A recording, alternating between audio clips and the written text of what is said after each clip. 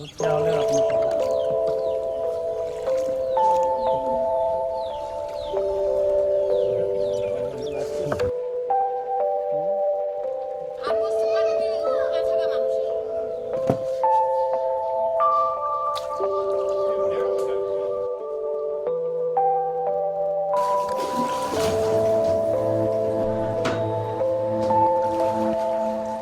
in Assam affect lakhs of people every year.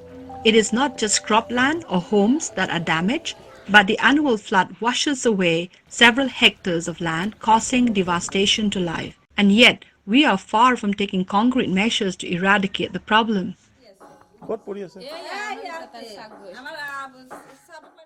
I, Hasina Kharbhih, chairperson of Impulse NGO Network, have dedicated my life to battle human trafficking, and in the pursuit connected another dot that can be a major cause behind human trafficking.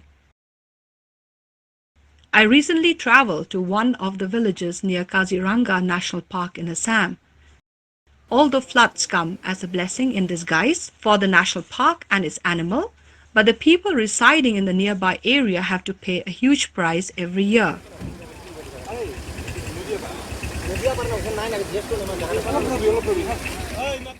Affected by floods every year, and we've seen the kind of national calamities affecting migration, and migration is one way of increasing the numbers of human trafficking.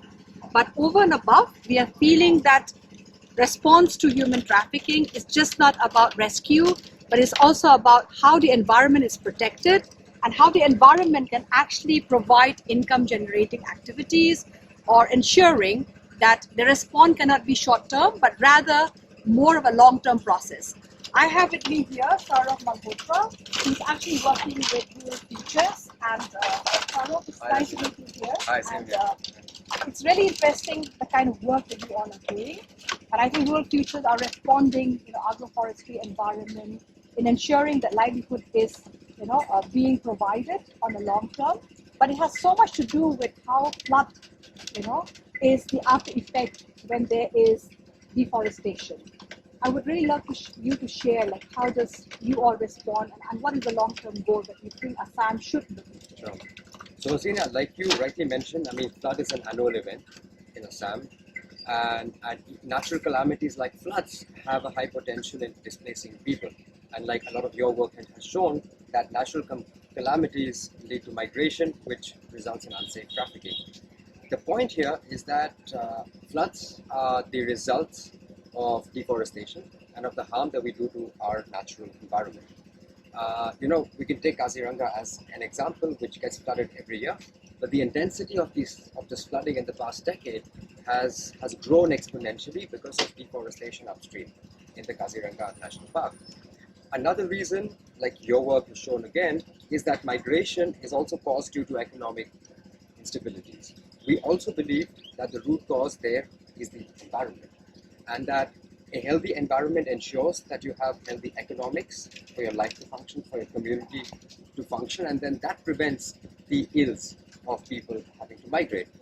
So what we have proposed, and we're piloting on the ground since the last 4 years, is a Rural Futures model of the Balipara Foundation.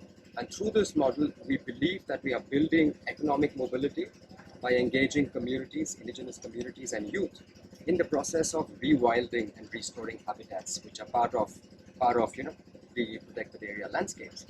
In addition to this, we are engaging youth in developing agroforestry models in their homesteads in community land to compound and increase the income that you get from a certain portion of land. A lot of our work has shown that the income per hectare, per unit of land, can be increased by up to 5 times if you switch from single double cropping to methods like agroforestry. So we believe that by engaging people in the restoration of the landscape, it could be farmland, it could be wildlife habitats, it could be any of those things, and by creating a system by which indigenous communities sustainably harvest and use for their own needs, that this really increases baseline incomes for many of our indigenous communities. And sadly, our indigenous communities face all of the major climate change challenges, and they are the ones who are least equipped to fight these challenges.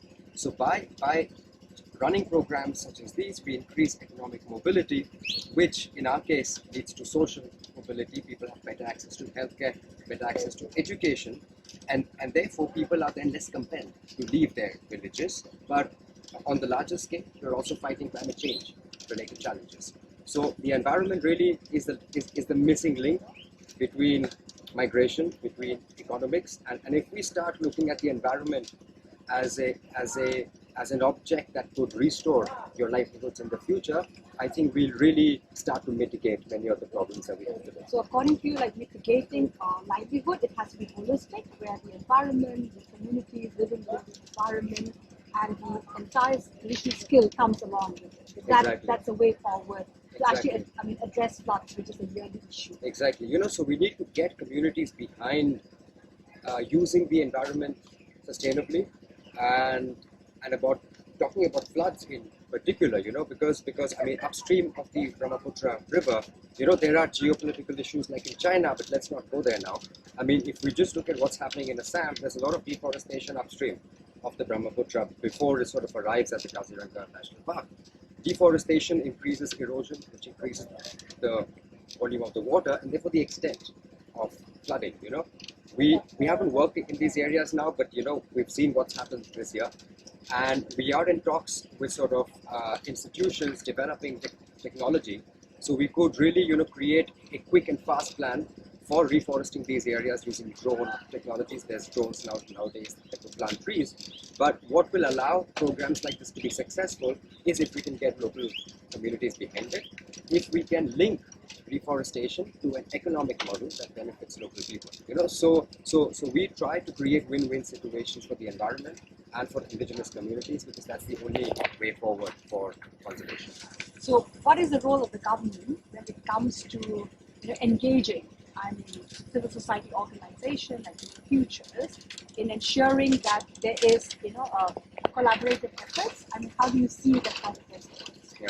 So I think in fact the government of Assam has plans for reforestation. They've done a lot of reforestation work. I think what will be great is if we form like a consultation team to sort of really talk about the long-term mitigation prospects of floods, and floods and environment, if that is, and that is very intricately linked. So what we need to do is we need to get experts on board to really talk about mitigating floods in the long term, because we always come up with symptomatic solutions and relief, which is great and important, but it does not prevent the problem from not happening next year and not happening the year after. What happens is that problems get worse. So we need to start addressing the problem at the root cause, and it will be great if the government really formed a high-level consultation team with scientists, with implementing organizations, with organizations such as us, NGOs, to really come together and to develop a holistic plan to prevent calamities such as floods, also to restore forests, and also essentially to incorporate communities and community knowledge in this whole program.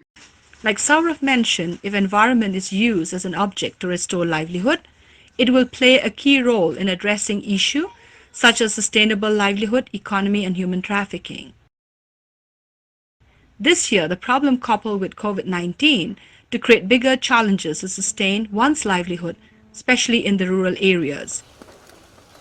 COVID-19 this year has also affected the way floods is being responded.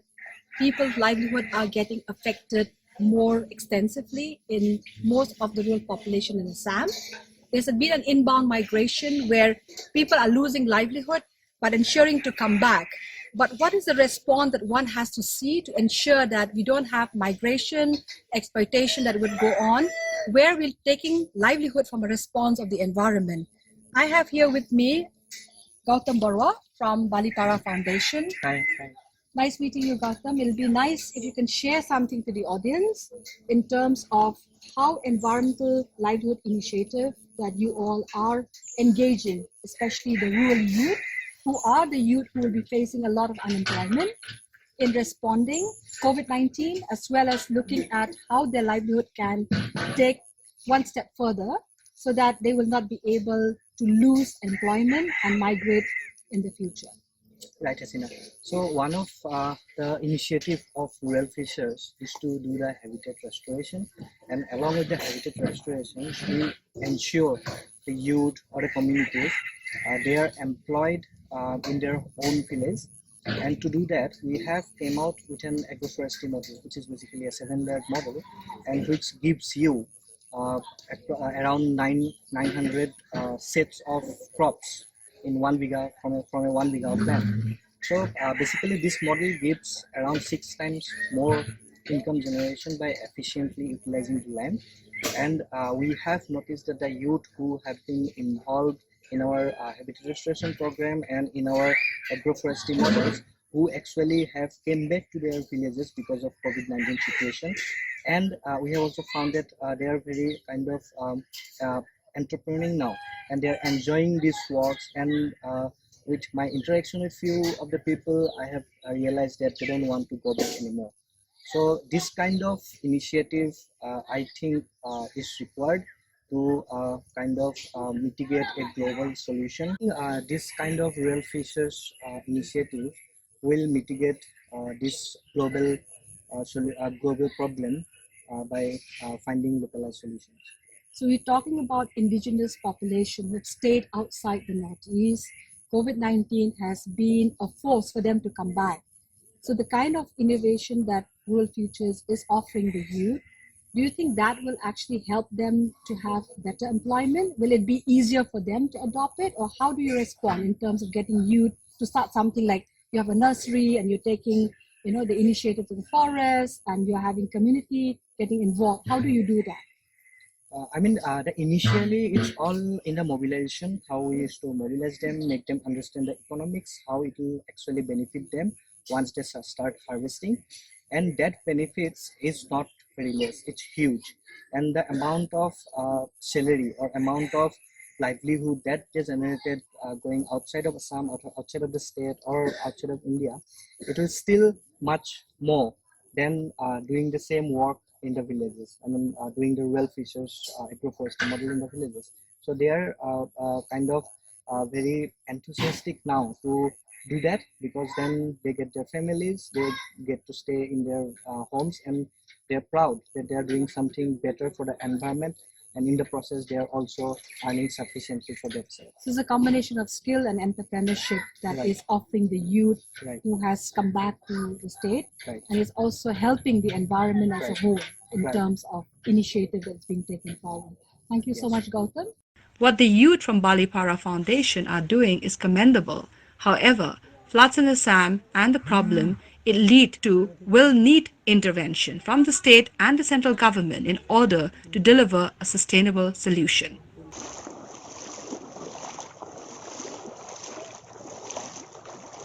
Don't forget to like, share, and subscribe to East Mojo. For any queries, put them down in the comments section below and press on the bell icon for notifications.